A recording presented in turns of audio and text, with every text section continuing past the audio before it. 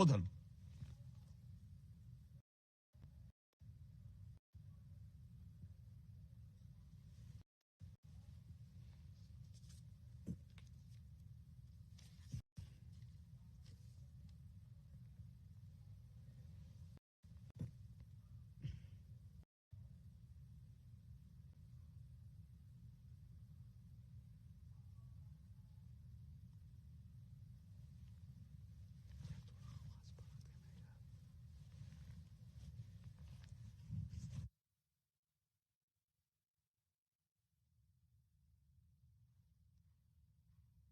मेरे प्यारे देशवासियों, नमस्कार।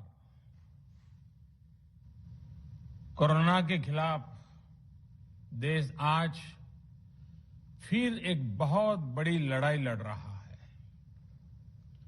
कुछ सप्ताह पहले तक स्थितियां संभली हुई थी और फिर एक कोरोना की दूसरी वेव तूफान बनकर आ गई। जो पीड़ा आपने सही है, जो पीड़ा आप सह रहे हैं, उसका मुझे पूरा एहसास है। जिन लोगों ने बीते दिनों में अपनों को खोया है, मैं सभी देशवासियों की तरफ से उनके प्रति संवेदनाएं व्यक्त करता हूं। परिवार के एक सदस्य के रूप में मैं आपके दुख में शामिल हूं। चुनौती बड़ी है, लेकिन हमें मिलकर अपने संकल्प, अपने हौसले और तैयारी के साथ इसको पार करना है। साथियों, अपनी बात को विस्तार देने से पहले मैं देश के सभी डॉक्टरों, मेडिकल स्टाफ, पैरामेडिकल स्टाफ, हमारे सभी सफाई कर्मचारी भाई बहन, हमारे एम्बुलेंस के ड्राइवर्स, हमारे सुरक्षा बल, पुलिसकर्मी, सभी की सराहना करूंगा। आपने कोरोना की पहली वेव में भी अपना जीवन दांव पर लगाकर लोगों को बचाया था।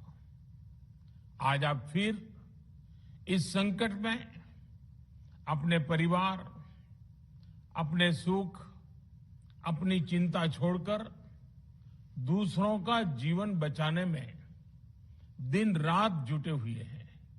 साथियों, हमारे शास्त्रों में कहा गया है, त्याज्यम न धैर्यम विदुरेऽपि काले, अर्थात कठिन से कठिन समय में भी हमें धैर्य नहीं खोना चाहिए। किसी भी परिस्थिति से निपटने के लिए हम सही निर्णय लें, सही दिशा में प्रयास करें, तभी हम विजय हासिल कर सकते हैं। इसी मंत्र को सामने रखकर आज देश दिन रात काम कर रहा है। बीते कुछ दिनों में जो फैसले लिए गए हैं, जो कदम उठाए गए हैं, वो स्थिति को तेजी से सुधारेंगे। इस बार कोरोना संकट में देश के अनेक हिस्से में ऑक्सीजन की डिमांड बहुत ज्यादा बढ़ी है। इस विषय पर तेजी से और पूरी संवेदनशीलता के साथ काम किया जा रहा है। केंद्र सरकार, राज्य सरकारें, प्राइवेट सेक्टर, सभी की पूरी कोशिश है कि हर जरूरतमंद को ऑक्सीजन मिले। ऑक्सीजन प्रोडक्शन और सप्लाई को बढ़ाने के लिए भी कई स्तरों पर उपाय किए जा रहे हैं। राज्यों में नए ऑक्सीजन प्लांट्स हो, 1 लाख नए सिलेंडर पहुंचाने हो, औद्योगिक इकाइयों में इस्तेमाल हो रही ऑक्सीजन का मेडिकल इस्तेमाल हो, ऑक्सीजन रेल हो, हर प्रयास किया जा रहा है। साथियों, इस बार जैसे ही कोरोना के केस बढ़े, देश के फार्मा सेक्टर ने दवाइयों का उत्पादन और बढ़ा दिया है। आज जनवरी फरवरी की तुलना में देश में कई गुना ज्यादा दवाइयों का प्रोडक्शन हो रहा है। इसे अभी और तेज किया जा रहा है।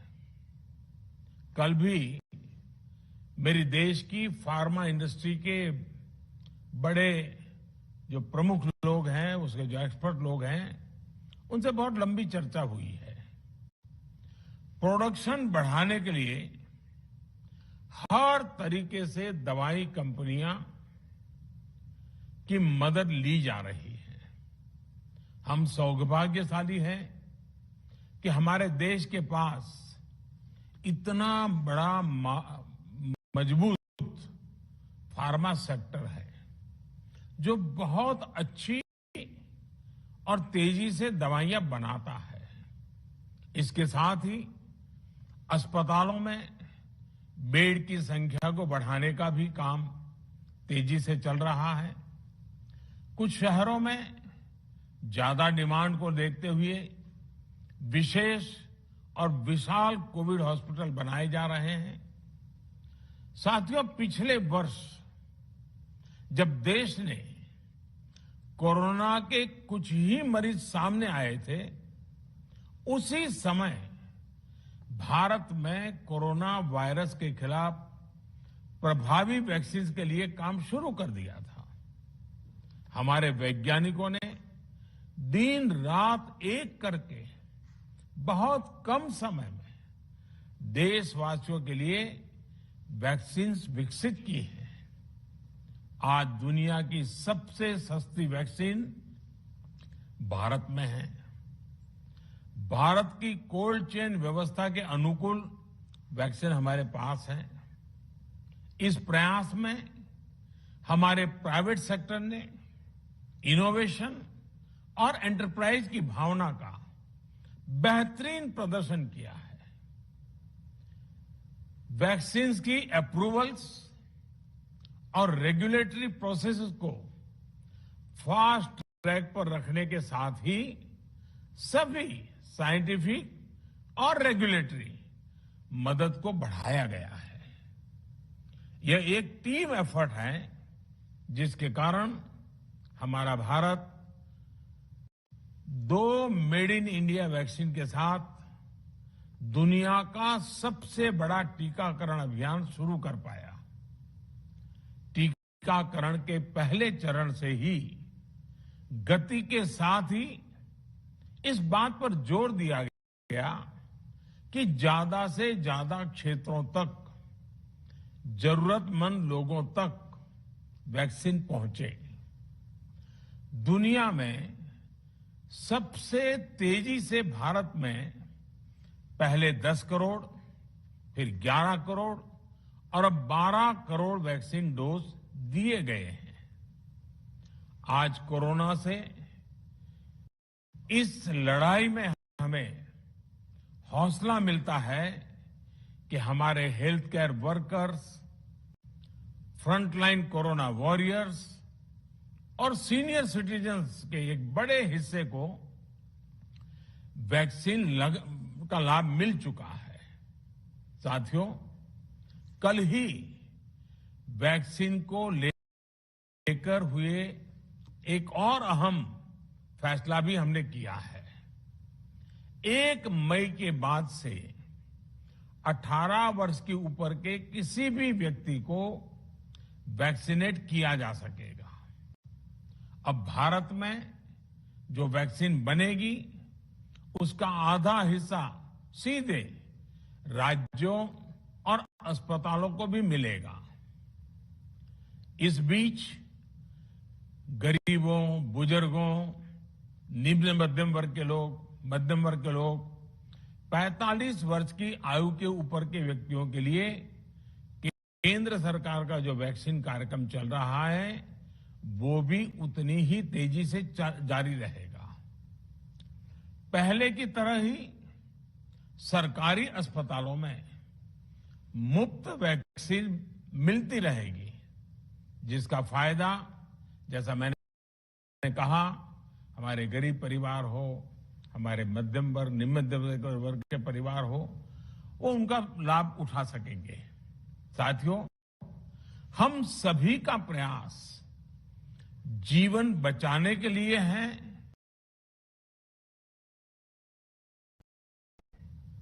और जीवन बचाने के लिए तो है ही।